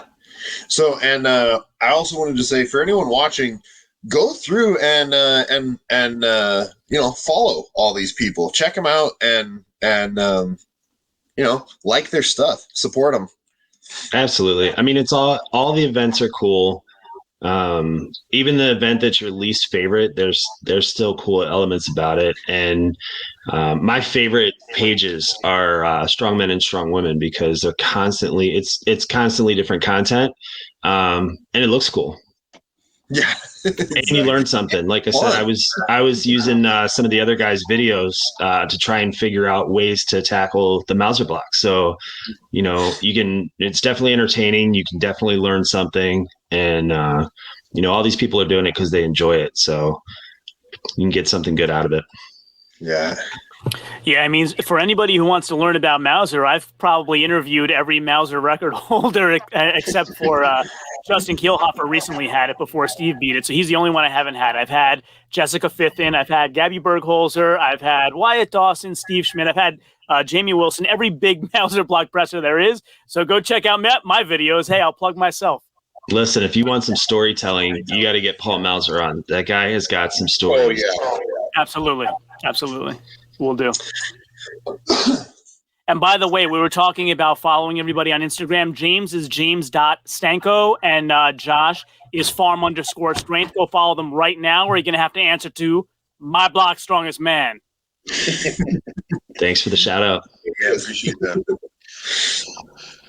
All right. And then wanted to talk about the truck pull, huh? Yeah, I mean, I was like super impressed by this one. So I asked her, if you scroll down, I asked her the weight. I think it was 18,500. And I think we kind of talked about truck pull a bit already. So maybe we covered this, but I just wanted to get you guys' opinion on what you like better, a harnessed pull or, a pull in this style, or an arm over arm pull, and kind of what are the differences and the pros and cons of doing each one. Well, personally myself, I have fallen in love with the harness and the rope. Truck pull, it is torture, but there's just something about that torture that it just, when you get done, though, it's like a wave of endorphins after, just because you're done. So I really enjoy that aspect of it. That's a total body movement that you can't just be a static person. Clearly you're moving your feet and you're trying to run. Your cardio has got to be on point. Your fitness has got to be on point. And that is also a total body movement, because you're not pulling the truck with your arms in your back. But when you got that rope, you are definitely putting everything you've got into trying to drive, and really use your legs. And for me, it's more of a quad dominant movement. But your hamstrings are still getting in there. The arm over arm, like we were saying before, that's another, if you can do it, that's another total body event where you're leaning all the way forward, driving your hips up into your feet. And then when you reach forward on the rope, you have to drive back. I like to extend the rope up to my chin if I can, and kind of do like this, like almost like a swimmer, where I explode out, and then I'm bringing my hands back around as I'm driving back down towards my feet to grab the rope again to really get another. I try to be explosive on that event, but my preference is the truck pull. Truck pull looks cool. Yeah, I was going to say, I'm going to ask our resident physicist here, Isaac, is the reason why we lean all the way over so that the force is fully forward and not at a vector going partially upward? I'm not doing physics today, okay? I already got all my homework done for the weekend. Yes, we'll just say yes. How about that? Yeah, I mean, ideally, you're going to have a much stronger pull leaning over, just because it's going to be more like a squat or something like that, instead of trying to walk upright and pull yourself with your arms. But yeah, we're not going to go into the physics side of that. No worries, James. I think I cut you off. Go ahead, please. No, I mean, the truck pull looks super cool. And when you see the expression of people when they finish, it's almost rewarding just to watch, to see people push that hard. When I did that fire truck pull back in 2017, Dave Daly was the ref, and a good friend, one of the guys I've known since my first day. He says that, the one thing you need that no one will tell you is you need a lot of heart to do a truck pull, because your maximum effort from your entire body and just max effort cardio to try and pull that thing down the course. And it's basically just, are you going to give up, or are you going to keep pushing until you either cross the line or you run out of time? So it's definitely a test of will. Yeah, and guys, we have a question from the audience if you want to address this one. So they're asking, and Isaac, maybe you can pop it up on the screen. What is James and Joshua's most embarrassing moment at a competition? Whoever would like to go first. Here, I'll take it because it happened in October. Everything happened to me in that show in October. We had to do a frame carry. I had 1,000-pound frame carry to do, and in the rules meeting, little tip in Strongman, if you don't ask anything and they don't say anything, typically you're allowed to do it in the contest. So if you're the first guy to do it, they'll be like, hey, I have to count it. I didn't tell him he couldn't do it, but no one else is allowed to. Well, we're doing a frame carry, and the guys just started dragging it. They didn't pick it up off the ground. They just dragged it. And one of the guys I went against, he had gotten first in the event because he dragged it 50. It's 1,000 pounds, dragged 50 feet in 11 seconds. Still an impressive feat of strength. But I was stubborn. I'm going to pick this thing up and I'm going to walk it and I'm going to beat his time. Well, I picked it up and I walked, and there was no way I was beating his time. So I dropped it and tried to drag it. Actually, popped it up over onto my Achilles heel, ended up tearing my calf and just collapsing. And that for me was just super embarrassing to try and drag something and then end up tearing a muscle. How did I do that? It's just, oh my gosh. I'm just wondering, who is this person that came up with the 1,000-pound frame idea? Because the Shaw Classic was 800 or 880, I believe, and Worlds was around that too. 1,000 is crazy. We got to use straps, and the Arnold Classic did use 1,000-pound frame once, and they allowed straps, and they actually had to go up the ramp. So we got to use straps, but that's the point. It's Chris Vaccio's show, hosted every year. Now he rolls it within Static Monsters. And honestly, I think it is the heaviest amateur show in the world. And he does that because the people that show up there aren't showing up there because they can do everything and blitz the times. It's a bunch of people that are like, hey, I would love to try this. I want to see what I got. And that's why I signed up for it. That was my I really only signed up for that show so that I could train for that show, if that makes sense, to really have that extra motivation to not show up and zero anything. So yeah, you talk to the wizard. That's another guy to talk to, Chris Vaccio, if you can get an interview with him. Okay. Yeah. All right, cool. And James, how about you? So as we were going through this, I'm trying to think back. I can't think of an embarrassing moment in Strongman. I do have a good one that goes back to gymnastics. So I used to compete in trampoline. Not backyard trampoline. I actually had an Olympic trampoline that we could jump over the house, literally jump from the ground up to the second floor deck and back off. Unfortunately, it was before YouTube, so I wish we had some of that old VHS film. But my first ever trampoline competition, I had been competing on a very specific trampoline, did not have as much spring as the one that I was competing on. And there's spot decks on either end, and it's basically like a big metal frame and plywood. So when you jump on it, it makes a lot of noise. It's hollow sound. There's open air underneath, so it just echoes through the whole building. It's in gymnastics competition, so it's quiet. It's a 10-skill routine. On my third skill, I flew off the trampoline, landed on the spotting deck, and it sounded like a cannon going off, that it literally just stopped the entire gym. And I saluted the judge. I walked off. I didn't get to do my other 7 skills. I was basically done my attempt for the day. But it was one of those moments where it's like, a burp or a fart in a classroom. It went off and just basically stopped everybody. And all eyes were on me at that moment when I should have just been, one in the event. Crazy story. Great question, Ram 3500. That was awesome. don't think I've done enough competitions to have an embarrassing moment yet. I mean, I've fallen off of trampolines before, and I've tried to pick up funky rocks and stuff that shouldn't have. So, but in a competition, no, not yet, at least. I'm sure that'll come. You hope not to have one. Yeah. Yeah, I'm glad I'm the only one. Thanks, James. Sorry, man. I'm not easily embarrassed. Yeah. You're talking to the guy who's stair surfing. Yeah, fair enough. Fair enough. Although Ram 3500, maybe you jinxed me, so maybe this year will be my embarrassing competition moment. Yeah, knock on wood now, because we're all going to have the one for next show. Right. Great. Savage Strength, that's what I'm going to do it. Hopefully not nationals.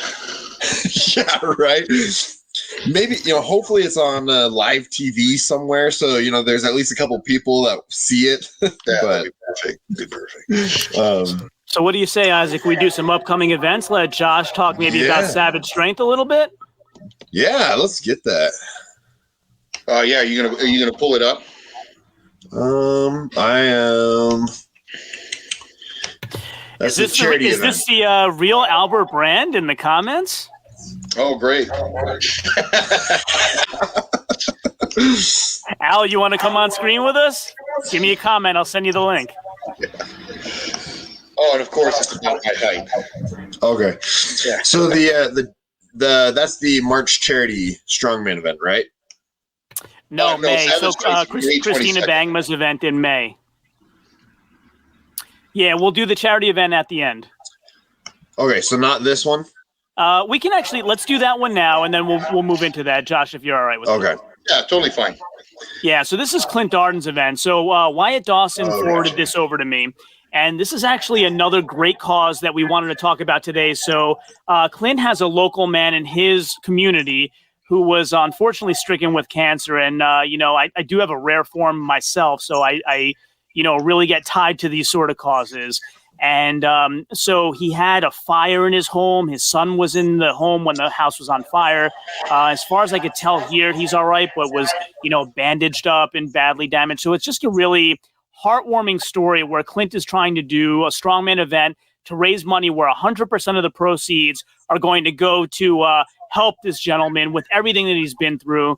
And, we have all of the information here. Isaac, I'm sure we'll put the link in the description for you where you can go check out. And, anybody who's interested, please feel free to forward them over this competition where we can really support this great cause. And thanks, Wyatt, for sending this our way. Looks like fun. Yeah, so let me go ahead and bring up Savage Strength. I will share my screen. And Josh, if I'm not incorrect, it's your picture on the website. Let's see. Yeah, I thought that was funny. Very flattering. Very flattering. It's the hair. It's the hair. That's what it is. There it is. Yeah, so do you want to talk a little bit about, Christina in general is maybe has a legitimate claim to best lightweight of all time. Would you agree? Oh, 100%. And I am also very biased. I know that everyone, Rhiannon Lovelace is a monster lifter. And if there's someone that may eventually pass that, it may be her. But as of right now, I mean, Christina Bangma's, she's won every title there is and is consistently placing in the top women, no matter who shows up, no matter what they're doing. She is either going to win the event or she's going to push whoever it was to be more than they thought they could be, because that is just how good she is across the board. And she's doing has no weakness. Yeah, so she's turned all of that success into a wonderful thing she's doing here and putting together a great show, both for the men and for the women. So that's kind of why it has two names, right? Savage Strength Challenge and Iron Warrior Women's Pro-Am. So giving a chance to sort of everybody there. And I'm helping to promote it, by the way. So full disclosure, I mean, I'm doing it for free, but full disclosure, that's why we're bringing this up. And I have, Josh here to talk more intelligently about it because he's more involved with that gym. And we want to make sure that everybody who can and is in a position to go compete, definitely go do it. It's a fantastic competition. Like I said, I convinced Wyatt Dawson to go do it. If he hasn't signed up yet, Wyatt, you watching? Get with it. So Josh, do you want to talk a little bit more about the event? Well, yeah, just to kind of keep going on the stream of Christina Bangma, not only is she one of the greatest lightweight, if not the greatest lightweight women competitor of all time, she is also an amazing promoter. She runs the smoothest shows I've ever been to. There's never an issue, and she's done different formats where everyone goes through one event at a time, or she runs every event and each different classes in each event, and she always has a great crew behind her. The state of Indiana has a lot of great guys. A lot of guys from Jim Beebe's gym down in Unbreakable Athletics will come up and help out, especially Jessica Fithen. She's usually judging there. She just runs a great template and format of how a show should look, how smooth it should run, and exactly how it should go. And this contest, typically, I've done Indiana's Strongest Man for her, and it's typically a heavier show. And this show is still heavy. Don't let me talk it down. It's still a heavy show, but this one, I think she's, kind of saying, hey, get your conditioning on point, starting with the first event, the overhead press medley, with the axle into a 10-inch log, into a 12-inch log, and you don't actually have to rep out the last event, so it's a sprint. It's going to be a race. Who can move the fastest on that? And go in there. Is there anything specific you want to know about these events, or do you want me to just kind of run through what they are? Yeah, you can run through what they are, but before you do that, I want to know, you going to win your class? Oh, that's the goal, but this is the first Strongman Core show I've done that I've decided to just max out the weight and go open super heavy, and I'm currently weighing 260, and I'm 5'7". So we're gonna see how it goes, but that's the goal. And to ensure that happens, I actually I kind of took a leap myself. Talk about me for a second there.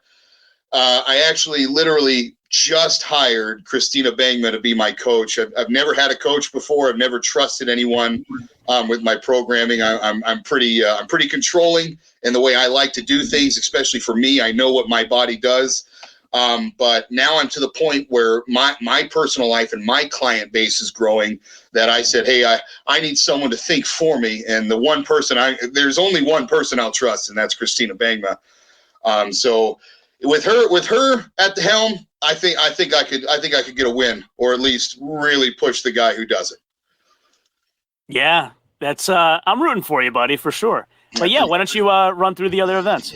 Yeah, I'm going to get it pulled up on my phone here. So, you have the overhead medley, and I'll focus on the super heavyweight, just the weights, to give everyone a context of the numbers you're looking at. So for the top guys, all the heavyweight men, the axle's 255 into a 275-inch 10-inch log, and a 305 12-inch log. So that for some people, that's a speed event, and where we're going to see some one motions come out from some of the athletes coming in there, and for others, it's going to be take your time, get it right. And a 305 log is nothing to scoff at, especially at the end of a medley.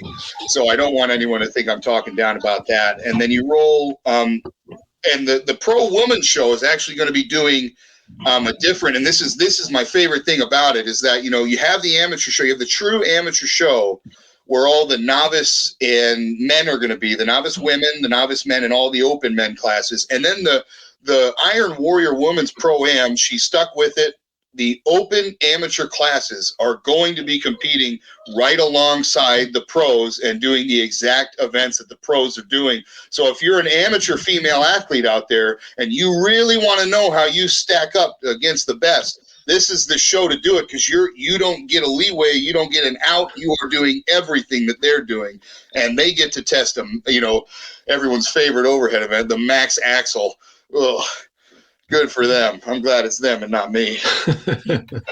Yeah, so I was wondering, did she put out a competitor list yet for folks that have signed up? No, she has not. But spots are going fast. I think the last update I saw, there's an athlete cap at 70, and I think within the first week and a half we were 15 to 25 athletes.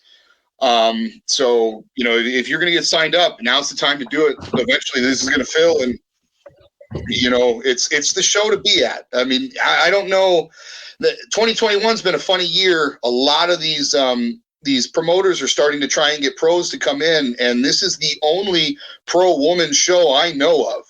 And that's why I really want to put heavy emphasis on the amateur women that are going to compete in the open class. This is the show you want to compete in. Fly from Alaska, fly from California, fly from Maine. Come to this show because you don't know the next time you're going to get an opportunity like this. I haven't seen one on the calendar yet. Yeah, I mean, speaking of pros, I'm going to try to convince, if she hasn't signed up yet, Alila Worley to compete. Like, I'm a big fan, and I'd love to see her compete. Yeah. Mm-hmm. Yeah, she was actually along with Isaac's first interview. Well, he's interviewed people before, but my first interview that he did with me. And I've just been a huge fan ever since. So, yeah, it'd be awesome to see her compete. Yeah. So we actually had a comment that I wanted to bring up here. So why is Josh so short but so strong? And we actually have the guy who asked it. There we go. So, what do you have to say about that, Josh? It's actually really funny. Ram 3500. That's my based on that picture, I recognize that truck anywhere. That's my father. And I'm going to go ahead and give my strength credit to him. He was never a gym rat, but he was always, country strong, real strong, natural guy. He's only got about a half inch, maybe an inch of height on me. And always, without training, just always over 200-pound guy, just a strong man. And genetically speaking, I just do more with less, Albert. That's I'm sorry. I've seen it firsthand too. Josh is no one to be messed with. How tall are you, Albert?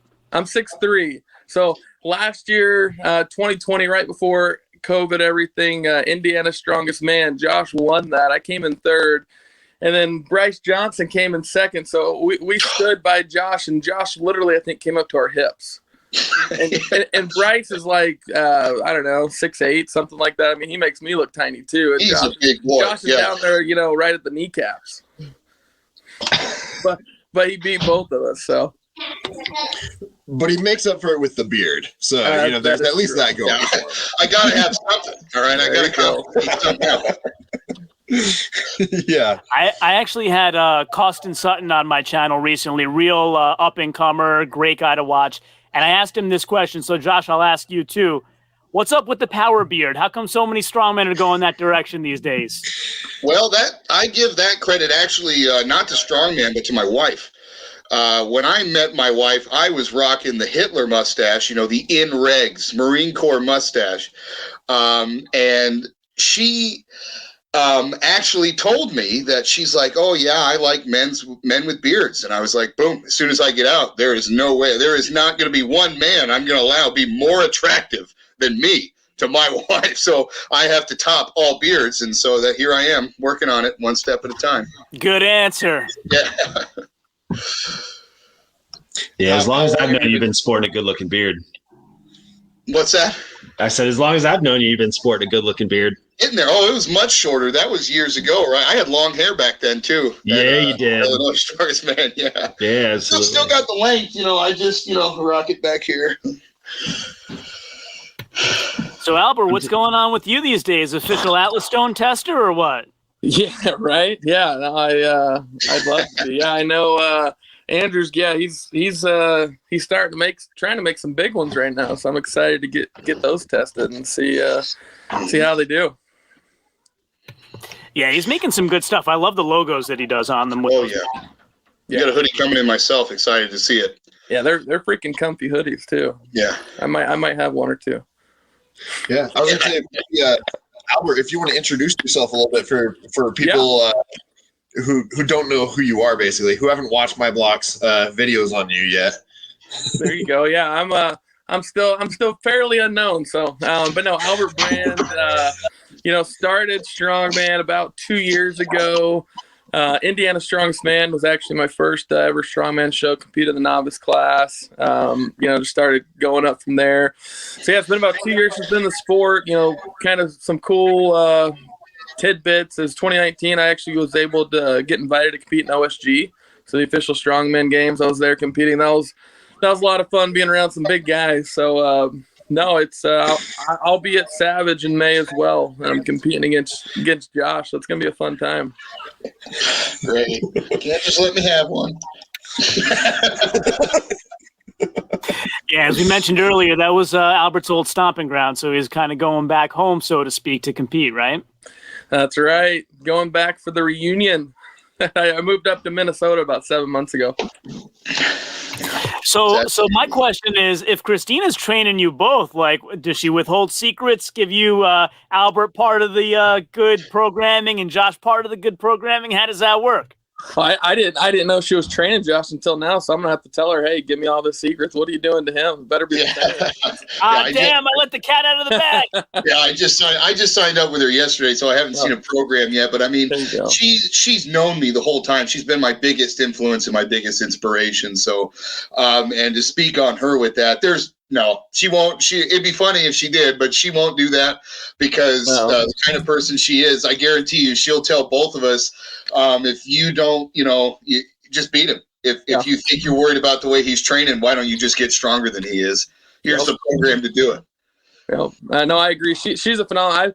So it's been about So after OSG in 2019, I was like, hey, I want to get serious. So I hired her as my coach. So we're going on a little over a year now. So she's great. I just want everyone, viewers, all of you to understand what he just said. After OSG, after a world level competition. All right, maybe I'll give this a real shot. Yeah. Well, I mean, to my discredit, I did come in 20th out of 25, so it's not like I did great. Oh, come on. The first year. I mean, Either one of you think compete at OSG this year? It's back. I know it was not possible last year, but it's back this year. I saw that. Yeah. No, I don't think I had plans to do it this year, but the following, I think I'm going to throw my hat in the ring again. How about you, Josh?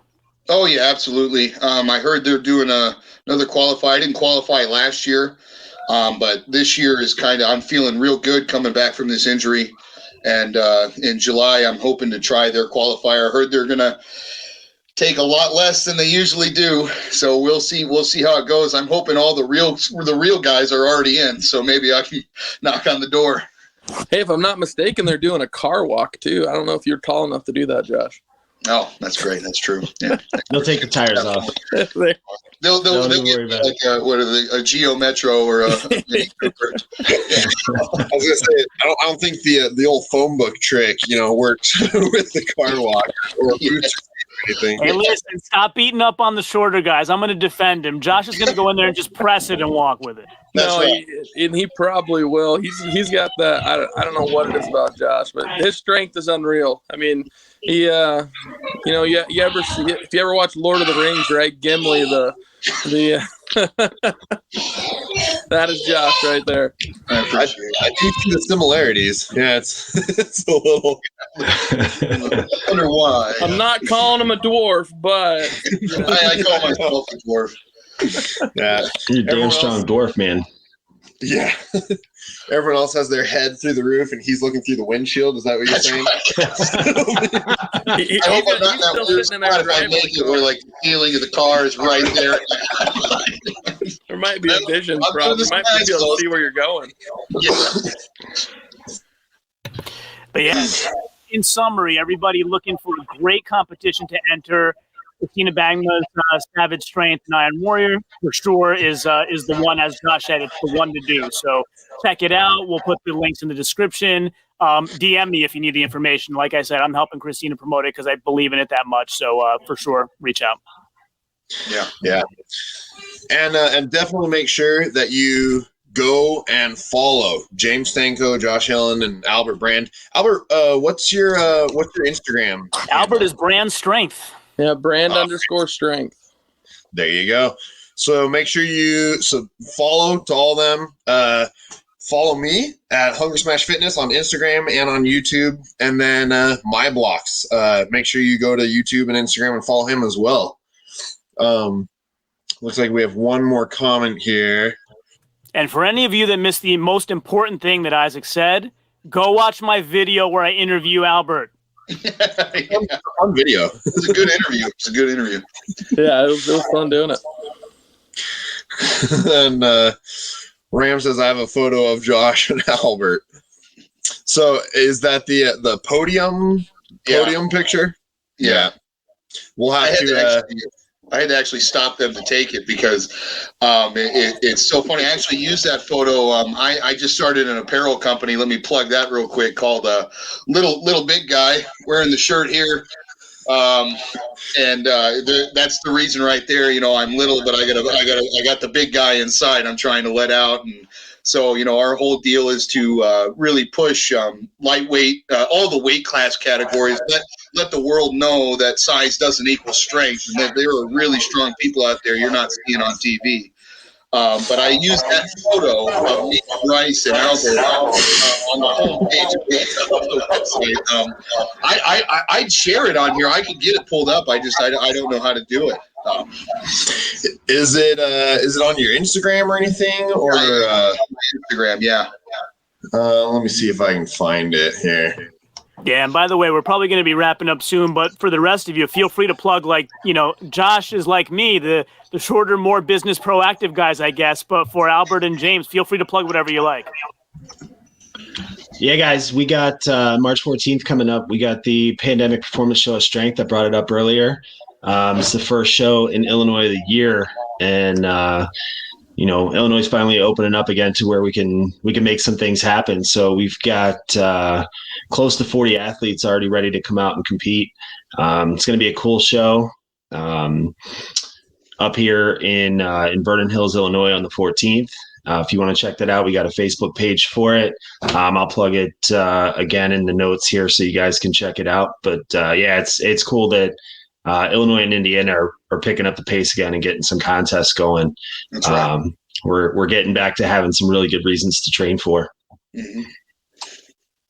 Yeah, there's a lot of shows coming up.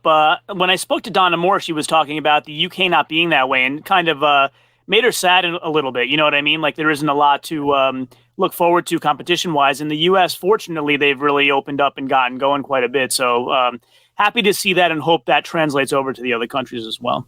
Yeah, if you guys go on Strongman Corporation's website and check out events, there are 2 to 3 events just about every weekend across the United States. So yeah, we're definitely fortunate that we're getting the opportunity to put some contests together. Yeah, and Al, do you want to talk about Credo Strength or maybe even anything else you have on your plate that you want to plug? And then I want to plug something after you, but go ahead. All right, go ahead. Yeah. So Credo Strength Equipment, Andrew Pappas, he's the owner. It's a veteran-owned business. So they're actually, in a time where equipment's kind of really hard to find, especially equipment for the house or the gym, and specifically strongman equipment. They're starting to manufacture all sorts of stuff. So, axle bars, stones. They're going to start making, racks and all sorts of different things. And I apologize. I have like 20 kids running around in the background, but Josh knows all about that. Yeah. But so they're really starting to make some really cool equipment for the strength industry. So give them a follow. Credo Strength Equipment on Instagram. And if you forget the name, DM me or DM Albert. I've the owner there is Andrew. He's a great guy, veteran-owned company. He's already put on shows within the community with the local firefighters, right, Al? And doing some great stuff. We're going to put on in the summer. We're going to put on a fire truck pool here locally in Minnesota to help raise money for the local fire department. Yeah, so great guy. He's doing so far. Really specializes in Atlas stones, but he's doing axle bars as well, right? Correct. With future plans to do a lot more. Yeah, and he's kind of flexible and open, I would say. Wyatt Dawson reached out to me, and he, as you all know, has a overhead Mauser block press record and needs to get a hold of another one because I don't know if he borrowed that one or what. And I said, I know a guy, and I kind of put them together. And Andrew was like, I'll look up the specs and I'll help him out. So he is flexible in a variety of different equipment areas. So definitely keep him in mind. And then Isaac, can I talk about Central Georgia's strongest man, if you don't mind? Yeah, go for it. Yeah, let me go ahead and I'll share. Let's see. Let's see. You guys see that? Yep. Oh, yeah. Central Georgia's strongest man coming up March 27th. So that's going to be live streamed again by Garage Gym Life Media, the guys that did the Mammoth Strain Challenge 5. And, were so kind to allow me to do the after show for Mammoth, which I was so kind to invite Isaac on with me. And so John over at Garage Gym Life reached out to me and wants me to actually do color commentary on the air with him for Central Georgia. So anybody who likes the videos I'm doing and, wants to kind of support me and support Garage Gym Life Media, definitely stay tuned. Go over to his channel where you can get your reminder set for that. So it's right here, as you can see, Garage Gym Life Media. And you just go to where it says uploads, you drop it down. Isaac taught me this today. You go to upcoming live streams, and then you can set your reminder as I have. See, live in 27 days, and I will set my reminder. So I now have my reminder for Central Georgia's Strongest Man. That being said, I'm shifting gears now to do athlete spotlight videos and predictions like I've done for Mammoth and other shows in the past, all about Central Georgia's Strongest Men, the men and women that are competing there. And I'll be doing interviews with some of those athletes as well. So you'll be seeing a lot of that stuff coming your way soon. So my normal 4 videos per week will increase to probably every day as I fit these kind of in between those days. But you'll be getting a lot of information about some athletes you may not know yet that you should know. And that's my plug there. So definitely go set your reminder for the live stream. Tune in on March 27th. And that's my March project. And then Josh knows my May project is Savage Strength. And I found that picture. So let's get this picture of Josh up here. Oh, look at Albert's smile. Oh, I'm ready. I haven't seen this one in a minute. Yeah. All right, is it up? Yeah. There it is. There it is. I mean, he looks happy. Well, look at who I just beat. The funny part about that, right before that picture was taken, or maybe it was right after that picture taken, Josh collapsed. He couldn't get up. Like his knees, his legs were shot. Like he put so much into that competition that literally couldn't move after it was over. I had hurt my knee. I don't have medical insurance, so I didn't get anything checked out, but my knee was about 3 times the size of a normal leg. About 8 weeks before that, and I was still prepping for the show, and I thought I was 100%, but by the end of the show, the knee, it just gave out again. I couldn't walk again. Yeah, so that's what it took to beat those giants. So make sure you go and follow Farm Strength right here. He's got some funny pictures up. Yeah, I forgot to say it's at Little Big Guy Apparel. Don't just Google Little Big Guy. It's actually Little Big Guy Apparel. Yeah, Josh, maybe you and I do some kind of partnership together with our apparel brands. I have apparel as well. Oh, I'd love it. Yeah. Yeah, shoot you over some of my designs. By the way, we kind of missed one of the most important things about Christina Bangma. Eat cake, lift heavy. Follow her on Instagram. Mm-hmm. Nice. Eat cake. Following greatness, please do it. Yeah, eat cake, lift heavy. Nice. And I got to give a shout out to my best buddy, Christine Matthews, for first telling me about Christina Bangma. She's panda small but swole, my buddy. Yeah. That's another up and comer too. I was just talking to her last night at the gym. We don't see each other too often as we're on different schedules, but I was lucky to bump into her, and she's another freak athlete. Guess what gym she's coming out of? Christina's. Yeah, the first time I saw her, I was doing research for the spotlight videos I did for Mammoth, and I couldn't find her on Instagram because I didn't know the whole panda thing, right? I was looking up actual names. And so I found her on Facebook. And she has this picture of her deadlifting, as her main profile photo. And I'm like, wait, that's a lightweight? She was deadlifting so much. I couldn't believe it. She's a beast. That's one thing that's in the sport is, when we're talking about the rule of thirds, women will come out and surprise you. You pick an event, you think you got it set up heavy, and then they just go off. It's incredible. Yeah, she actually was lightweight. She decided to compete middleweight at Mammoth, and then they combined the middleweight and heavyweight classes, and she still came in second. Oh, man. All righty. Well, this stream's been going for almost 2 hours now, so probably about time to get some dinner because I'm getting hungry. But yeah, any last plugs anyone wants to give before we wrap it all up? Or Yeah, my two little maniacs have probably broken all my furniture. I can't imagine what Albert's four have done. Yeah, right. I hear him breaking things in the background. No, guys, thanks just for last minute sending me that invite so I can hop on. I appreciate talking with you guys. It's awesome. Yeah, thanks for jumping on at the last second. We appreciate it. yeah, definitely. This is a great show. We're trying to do this, so we're going to do this live stream every Saturday, starting 3:00 Pacific time, 6:00 Eastern time, or wherever you fall in between. So 1 week I will run it from my channel, and then the next week my Block Strongest will run it from his channel. So make sure you go and subscribe to both to make sure that you don't miss any of the live streams. And then we're going to try and keep getting, people on the channel, get some guests, because it's always so much more fun when we have people to talk to. It's, John and I, we have great chemistry, but it's more fun when there's more people.